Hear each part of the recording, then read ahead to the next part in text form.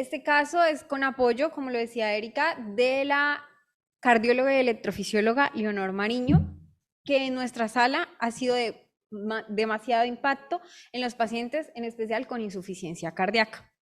Entonces, vamos a iniciar. Entonces, como título tenemos resincronización de rama izquierda en paciente con cardiopatía dilatada isquémica, una alternativa para la insuficiencia cardíaca.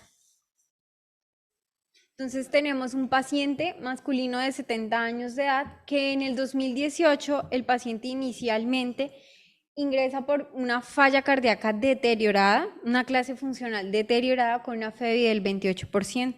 El paciente le hacen una intervención coronaria percutánea donde se puede evidenciar en el dibujo principal que el paciente contaba con una enfermedad del 100% de la descendente anterior, del 90% de la primera diagonal, del 90% en la arteria del surco AB y del 90% de la coronaria derecha.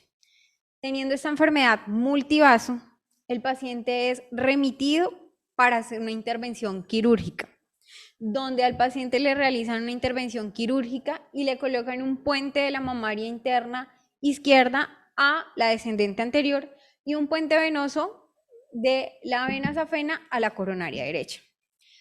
La intervención quirúrgica totalmente exitosa, el paciente continúa con sus controles médicos, con controles ecocardiográficos, con controles por cardiología, pero el paciente sigue deteriorando su clase funcional.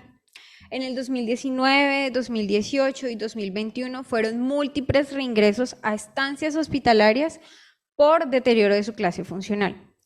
En el 2022, donde el paciente ya llega a nuestra institución, en Yopal, se le ingresó por angina, ingresó por deterioro de la clase funcional, por palpitaciones y elevó biomarcadores. Entonces, el paciente se le realiza nuevamente en el 2022 una intervención coronaria donde se evidencia que el paciente, el puente de la arteria mamaria interna izquierda se encuentra totalmente ocluido. Es decir, la enfermedad del paciente había progresado. Por ende, el paciente en esa estancia se le tomó un ecocardiograma donde se evidenció que su fracción de eyección se había deteriorado también. De tenerla en un 30% había deteriorado al 21%. Se encontró que el puente safeno se encontraba permeable. Entonces, al no tener el paciente el puente de la coronaria izquierda permeable, se decide por parte de hemodinamia realizarle una intervención quirúrgica, una intervención percutánea con implante de stent. Se le coloca un implante de stent, como se puede evidenciar, a la arteria del surco AB. En la arteriografía de control encontramos una arteriografía de control sin placas, con un flujo TIMI2, sin disecciones. Paciente tener alto riesgo de muerte súbita. Paciente es de hemodinamia, es remitido a electrofisiología. Entonces, ahí es donde nosotros somos una sola sala, hemodinamia y electrofisiología. Entonces, no es que hemodinamia lo mandó y el paciente quedó solo. No, ahí en el personal de enfermería o el grupo que nosotros tenemos de demanda inducida, inmediatamente el paciente es capturado y inmediatamente es presentado a electrofisiología. ¿Para qué? Para garantizarle al paciente que en esa estancia hospitalaria le vamos a solucionar todo. En la valoración por electrofisiología, que fue en compañía de la doctora Leonor, encontramos como antecedentes médicos que el paciente era hipertenso, con enfermedad coronaria severa, como ya lo había mencionado, con revascularización en el 2018, con una cardiopatía mixta de origen isquémico y chagásico. Paciente con una insuficiencia cardíaca congestiva del FEBI 21%, con una clase funcional 4. El paciente ya no podía caminar, ya el paciente se ahogaba, en las noches el paciente no dormía, había edema en miembros inferiores y el paciente sentía palpitaciones y anginas recurrentes. En el electrocardiograma, que ya ahorita se los mostramos, encontramos que tenía un bloqueo bifascicular, un bloqueo de rama derecha y un hemibloqueo anterosuperior izquierdo, un QRS mayor a 160 milisegundos y una esperanza de vida mayor a 1 año. El paciente ya contaba con tratamiento farmacológico para falla cardíaca, pero este tratamiento farmacológico le faltaba un plus, porque el paciente no estaba mejorando su clase funcional. Y dentro de los laboratorios clínicos, encontramos dentro de los laboratorios clínicos los mismos laboratorios normales, pero para tener en relevancia que al paciente se le tomó un Chaga test y el paciente era positivo para Chagas. De relevancia es. Entonces, como es un caso de enseñanza, yo les quiero hacer una pregunta. Teniendo estos criterios, ¿sí?, médicos, ¿el paciente de qué se vería beneficiado? Les hago yo esta pregunta.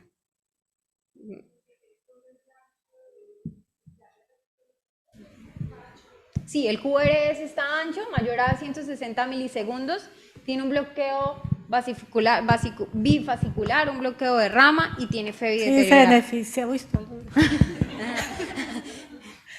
se beneficia de resincronización.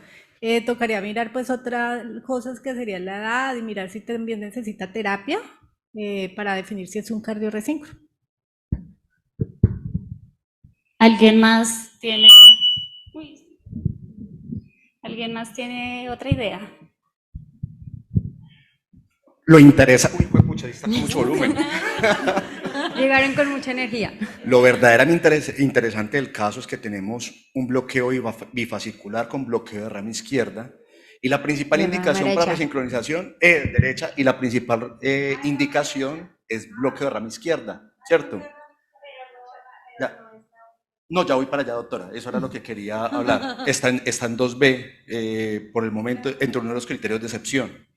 Entonces, muy interesante ver cómo una terapia, en este caso, pues yo optaría por la terapia fisiológica, porque tengo una estimulación muy probablemente muy alta, por ser un resincronizador, tengo que estimularlo siempre, y ante la eminencia del bloqueo de rama derecha, al yo utilizar una técnica fisiológica, puedo utilizar el QRS utilizando el sistema nativo. Entonces sería pues una opción, un cardioresincronizador con un electrodo fisiológico, pensaría yo.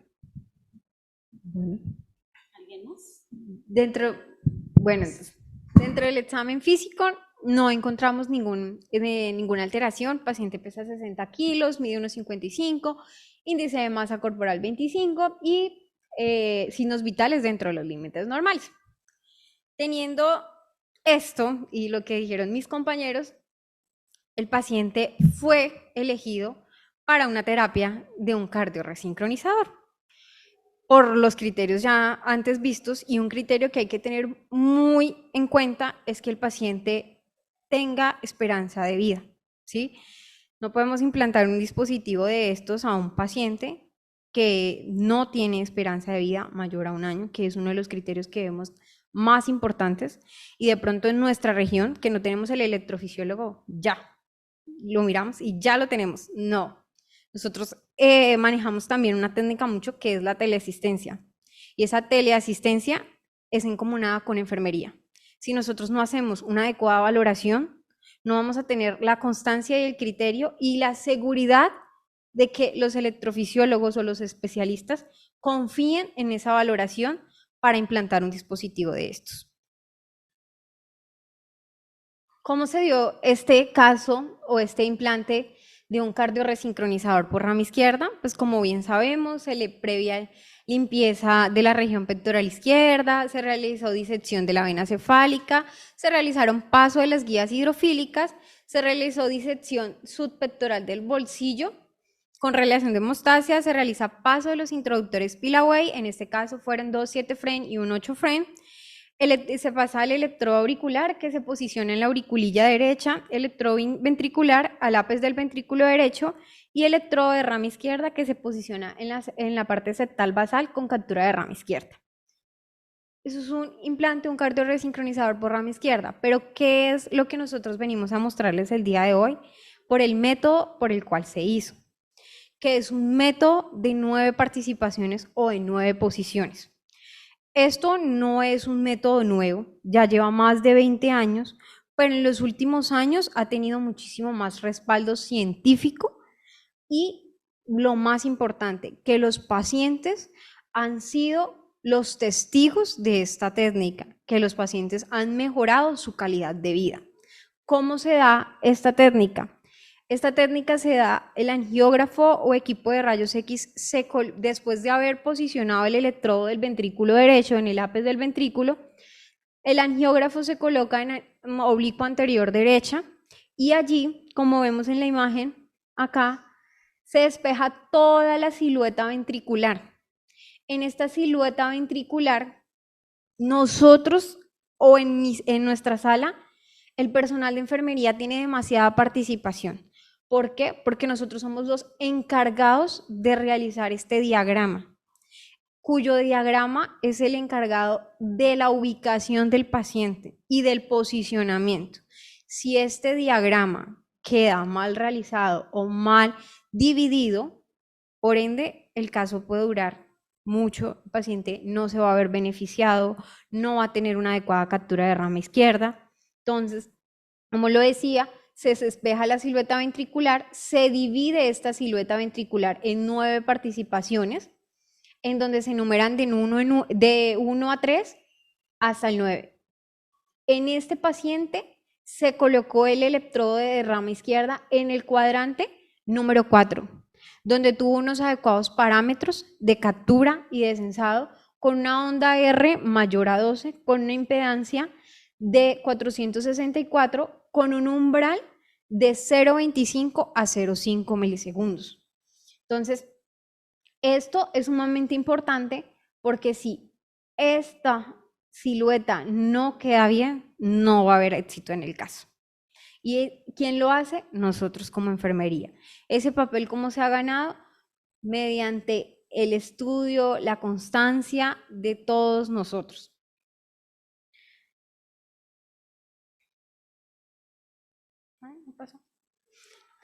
Bueno, entonces, acá como podemos evidenciar, no deja el curso, bueno.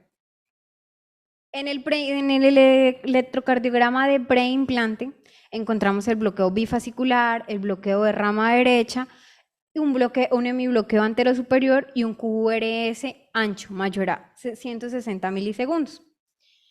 Allá donde dice durante el implante, ¿qué se hace? Se deben tener 2 monitores o se debe vigilar o monitorizar 2 derivaciones supremamente importantes en el implante. ¿Cuál? La derivación de 2 y de 3. Entonces, se debe garantizar durante la sala, ¿cómo lo hacemos en nuestra sala? En nuestra sala, el desfibrilador lo ponemos en una derivación que es de 2 y el monitor de signos vitales lo ponemos en de 3, ¿sí? Para garantizar uno de los criterios de captura de rama izquierda, que en D2 esté positivo el QRS y en D3 esté negativo. Otra manera de mirar la captura de rama izquierda y el estrechamiento del QRS es mediante el pico estimulado, que eso, ¿quién no lo hace? No lo hace el apoyo de la casa soporte en ese momento. Se le pide el pico estimulado hasta desde la espiga estimulada hasta el pico de la onda R.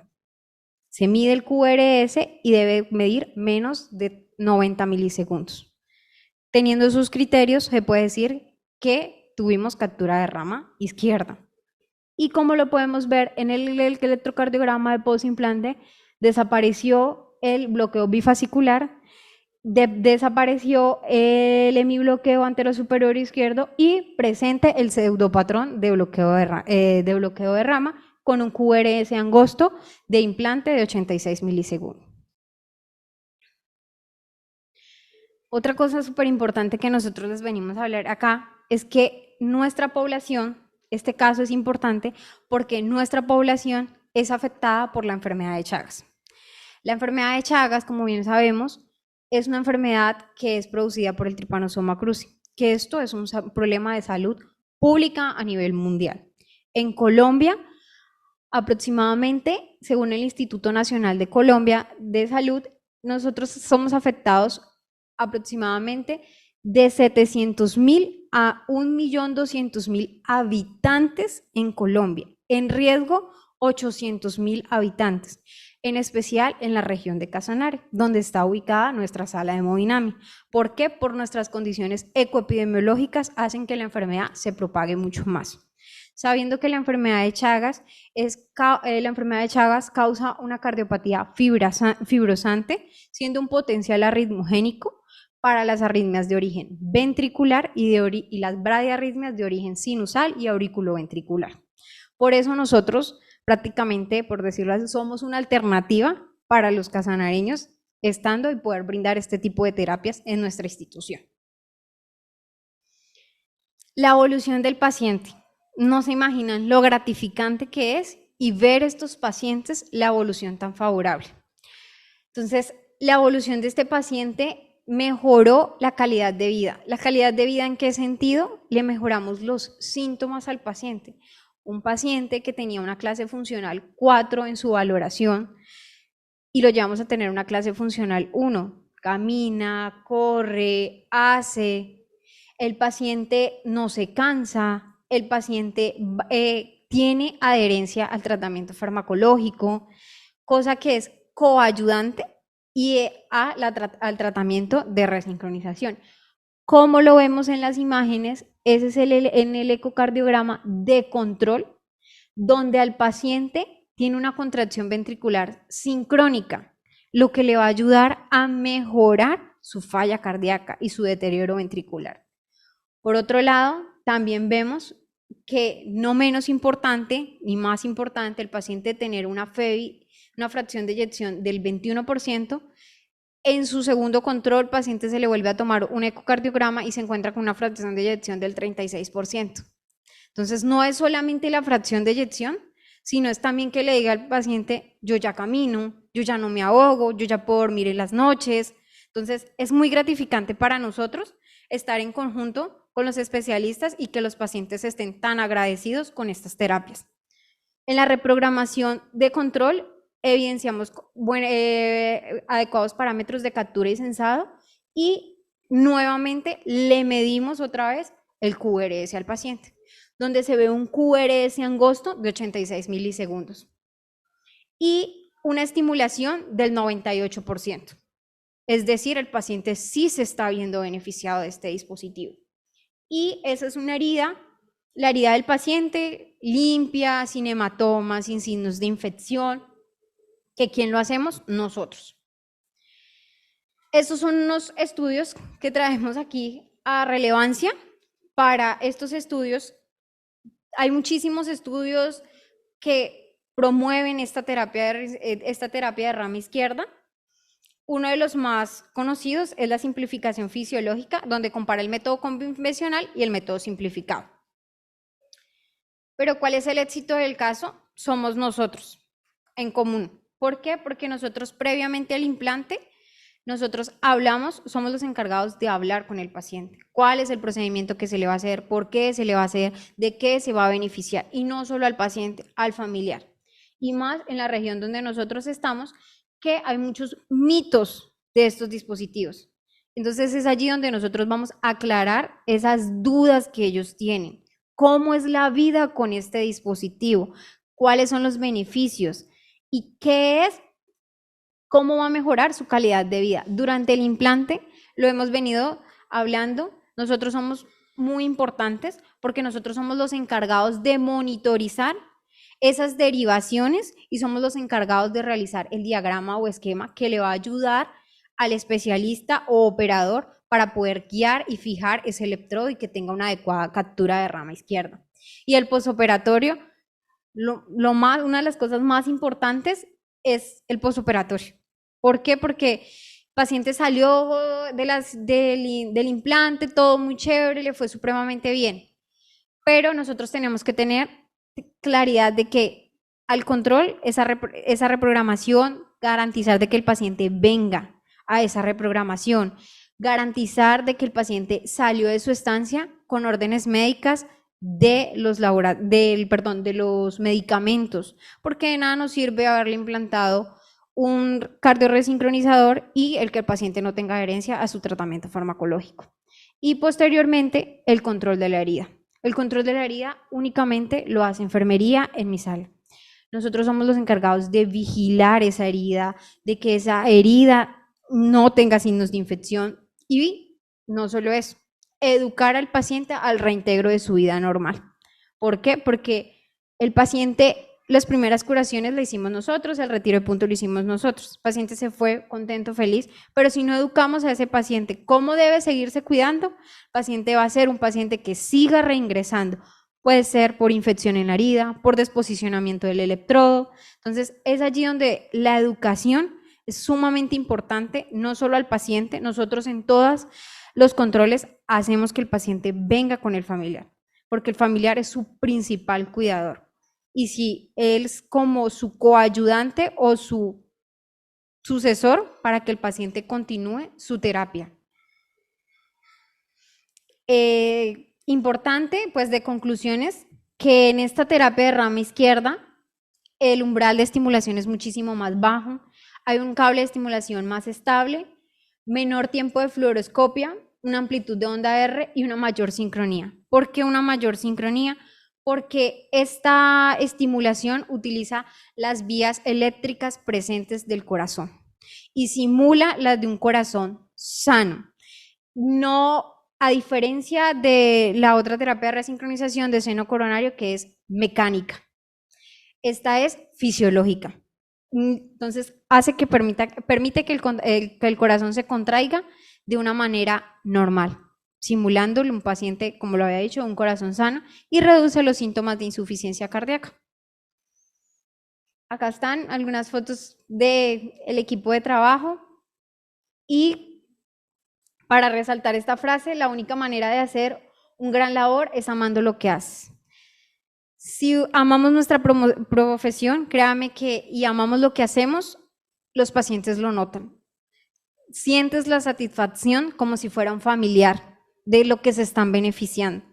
Y creo que todos los pacientes que han pasado por nuestra sala saben y sienten en nuestro trato lo felices que somos a que los pacientes se han beneficiado de esta terapia. ¿Ya? Muchas gracias.